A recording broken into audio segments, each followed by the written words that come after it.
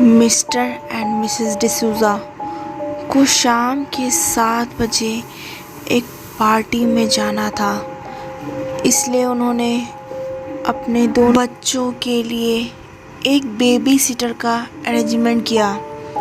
Baby sitter को 7 बजे आना था और अभी 7:15 हो गए थे, पर अभी तक बेबी सिटर का कोई अता पता नहीं था। अचानक डोर पे नॉक होने लगी। हाय जेनिफर, थैंक्स फॉर कमिंग। हमें घर आने में देर हो जाएगी, शायद रात काफ़ी हो जाए। तुम बच्चों को डिनर खिलाकर 10 बजे तक सुला देना। मैं डिनर बनाकर फ्रीज में रख दिया है। अगर बच्चे सोने टाइम तंग करें तुम उन्हें कोई स्टोरी सुना देना, और कोई भी प्रॉब्लम हो तो कॉल कर देना। यू हैव आवर नंबर ना। बाय बच्चों, see you soon and be good, okay bye, enjoy your party. Jennifer बच्चे को खाना खिलाकर 10 PM बेड पे ले गई। 10:30 बजे तक बच्चे सो चुके थे।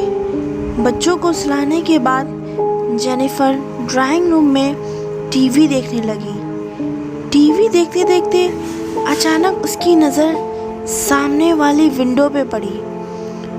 उसे ऐसा लगा वहाँ कोई खड़ा बिना पलक झपकाए उसे ही घूर रहा है।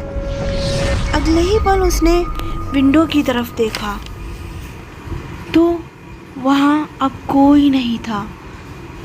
खूब अंधेरा, चारों तरफ खामोशी और दूर से आती झिंगुर की आवाज़ें जो उस खामोशी को तोड़ने में मदद कर रही थी।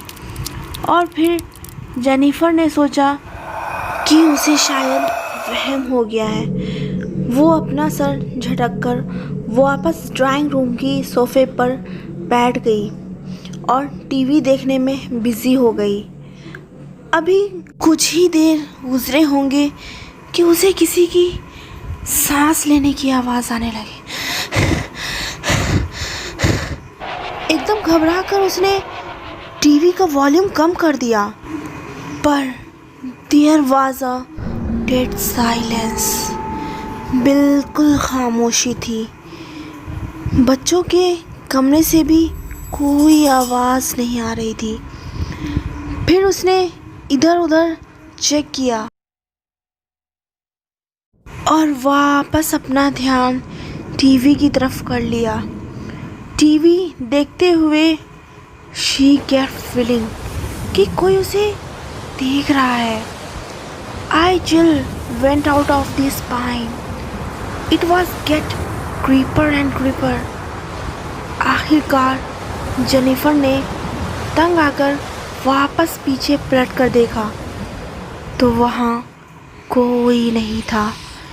एक अजीब सी खामोशी पसरी हुई थी और जेनिफर वापस ड्राइंग रूम में आकर टीवी देखने लगी।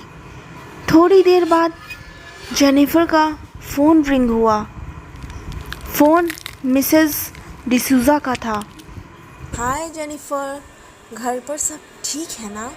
बच्चे टाइम पे सो गए थे ना? जी सब ठीक है, बच्चों ने बिल्कुल तंग नहीं किया। खाना भी खा लिया था और टाइम पे सो गए थे।